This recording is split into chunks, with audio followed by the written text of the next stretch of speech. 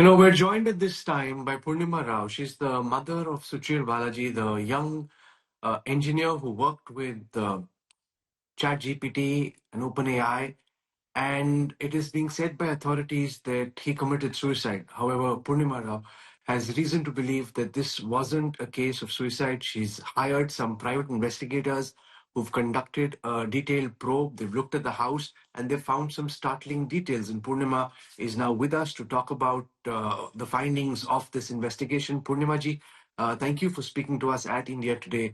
Suchir's life, was such a life where at a very young age he played an important role in trying to build OpenAI, and therefore his mysterious death has raised a lot of concerns. Could you start by explaining to our viewers, what really have you found out during the process of engaging these private investigators, and what is their report telling you? When we went to the apartment, we found that the bedroom was ransacked, and we also found there was a sign of fight in the bathroom. And when we fed the picture to ChatGPT, we figured out that the splatter of blood is not like what it's supposed to be as per the cause of death. And we also found separate spots of blood in the bathroom, indicating he may have been hit separately, other than the cause of death. And more than anything else, there was no suicide note left. In the times where they make a determination it's suicide, they take so many factors into account. The major factor is, was the person depressed? They didn't even ask us. And even today morning, when I was speaking to the attorney, he said, we checked all the CCTV. No one came in, no one went out. So we made a decision as suicide. I kept telling my attorney there are three entrances to the building, one through the garage, one through the back door. Those two don't have CCTV cameras. How do you make this determination? But the police are not listening to us. Lobbying in San Francisco is so powerful. The tech industry lobbying has introduced a lot of corruption, and a precious life of my son is gone. He was so brilliant. He wanted to make a difference to mankind. He was working on a project called Future of Doctor Visit. If he were alive today, not just for us, for humanity, he would have done a lot of wonderful things. We just not lost a son. We lost a nephew. We lost a cousin. We lost a grandson. And his, like our dreams of his marriage, being in-laws, have seeing our grandkids, everything has been snatched away from us. Poornima ji, I can imagine that this is a very difficult situation for the family to have to grapple with. But if blood was found in the toilet and if the bedroom has been ransacked, and you, as a non trained individual who's not a forensic investigator, could spot this, why then do you think the local authorities and the local police were not able to spot this? Why do you think they seem to be in a hurry to declare this a case of suicide? Every day, this back and forth. You know what? Our attorney comes and tells on Saturday it's a homicide. Sunday, he says it's a suicide. So this back and forth is going on from 2 weeks. At some point, he comes and says it's halfway. It's not suicide. It's not homicide. Like they're playing games with us, our emotions. If we really are frustrated, we want some interference from MEA. My husband Balaji is a citizen of India still, and we don't find any interest in America when we cannot get justice for our son. It's a big blow to us. We went there as immigrants. Within a year after going there, 1.5 years, our son was born. All our life revolved around him. We saw him flourish. We saw him succeed. He went to UC Berkeley. He was so talented. And I ask myself every day, beat myself every day. I taught ethics to my son. Should I have taught him to lie? He stood for ethics, and that ethics and those values took his life today. What are we supposed to teach to our son? Tell me. Your son was a whistleblower against OpenAI, and I think this might be a good opportunity, ma'am, for you to recount for our audience here in India the kind of work your son was doing and the kind of discrepancies he found with the algorithms at OpenAI and the kind of revelations he made. Well, he was not a whistleblower against OpenAI. All he was saying was the AI LLM model is harmful. It doesn't actually render the data as it is. He's explained in his publication in Suchir.net website. He gives an example. If you feed a black and white cat, it comes as color cat. So what happens to the work of artists, work of many people. And all this is not only the copyright violation, it's a harm to humanity because the data output is not as expected. People started branding him as whistleblower. Whistleblower is only when he's inside the company. He left OpenAI. Until he was there, he never spoke against the management. He never raised his voice. He believed in what he believed. He stood out. And then he started talking about what he believed because he started feeling very bad about his work was misused and his ethics were not respected. And he started teaming up, like with many different news medias. He went to New York Times. He had lined up with, he spoke to Canadian news channel. He had another interview with Associated Press, all to alert the people that it's a harm to society. It's a harm to humanity. He was so powerful, so brave. And if he can go and tell the world what's going on, why would he take his life? You tell me. It doesn't add up. Have you been contacted by Sam Altman or any of the people in the HR or legal team at OpenAI? Has anybody in the tech industry in California made an attempt to reach out to you and try and speak to you in the aftermath of Suchir's death? We have not contacted them because we are grieving. Our loss is unbearable. At this point of time, what they contacted us with the stock options questions. And this has no value for us. What do we do with the money? There's no compassion, there's no sympathy. And you know what? OpenAI has not even released one word of appreciation. We know from his former boss the significant contribution. He worked directly under chief scientist. Go and ask ChatGPT. It emits all nonsense about our son, all made up stuff. This is the loyalty they have for his work. He spent 4 years there and he was critical, vital for success of ChatGPT. And what We are specifically really. are you hoping for now? What are you expecting from those watching and from the authorities in California? What specifically are you asking for? We want FBI to investigate this cause because the corruption here in San Francisco Bay Area tech industry is very high. We want FBI to investigate, and we also want support from people. We want people to stand with us and give us the courage, give us the support. And every household, I just ask every parent, if you ever come to a situation where you have to regret teaching ethics, raising your child the right way, what more can you do? Do we want to teach our children to lie and to hide under the cover? What happened to our son? Why? He didn't do anything wrong. He quit his job and he didn't even back up. He had plans of his own non-profit startup. He had 5 people teamed up with him. He was planning to get his seed funding. What he was planning to do, future of doctor visit, using machine learning and neuroscience. Such an amazing human being. He's not just techie, he had compassion. He was very kind. He would go out of his ways to lift people up. We have lost him. Ma'am, you said he was far from being depressed and therefore didn't seem suicidal at all. Do you want to describe his last days, your interactions with him, and what kind of mental space you thought he was in? Suchi came home on 7th. He met with us. We went for a walk. We went for dinner. He was happy. Then a week later, he went on a trip to Los Angeles with his friends. He celebrated his 21st birthday, 26th birthday on November 21st. He cut the cake at dinner and he had great time with his friends. 22nd, he came back.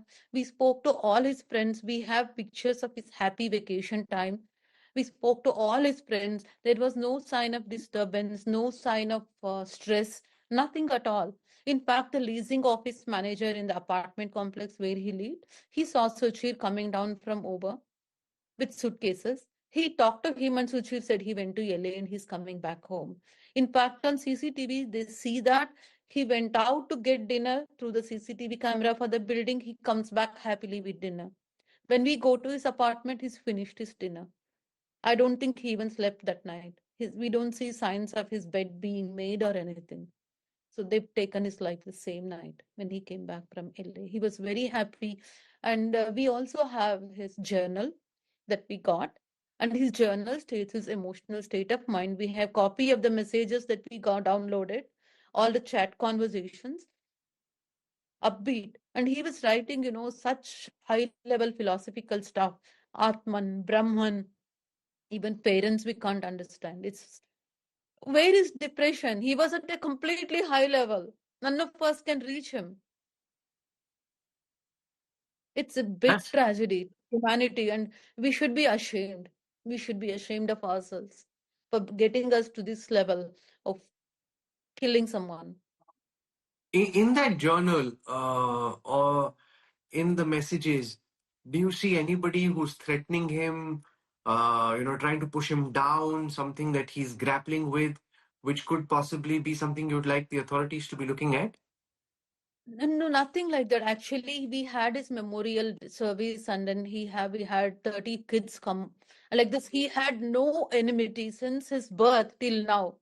But his enmity was with the hundreds of billion dollars AI industry, where he was stating there's a lot of money at stake here.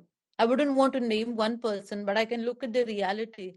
Reality is like there's a lot of investment gone into AI industry, and his testimony would have turned it upside down. He was named as a witness for New York Times. Within a week after he was named as witness, he's gone. Do This you is the think reality.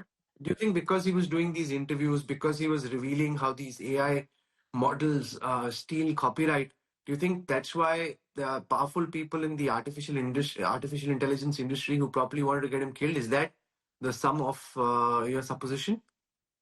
And he also had some documents. They said, New York Times said he had some documents. He had some information that would have been very critical. That would have actually shaken the AI industry, or at least OpenAI and Microsoft. If if he were alive and if he had given his testimony, it would have been very, very impactful. They didn't let him leave. I'm not What kind saying of any documents are these? Do you have any idea where these documents are? What kind of documents are these? that we don't know yet. We need to explore. Once we get hold of his assets, once we get the permission to open his assets, we will do some forensic and find out. You're a grieving mother, and the family is in shock, and I understand that. But the base of the charge that you're leveling, that whether it's Microsoft or OpenAI, that they were somehow involved in the death of your son. Now, that's a very, very serious charge to make, which at this moment, there is no evidence really, ma'am, to back. I know, like, people don't even want to listen to us. It's obvious murder. Even Elon Musk is saying it's a murder. Everyone, 99.9% of people who hear this, they know there's foul play.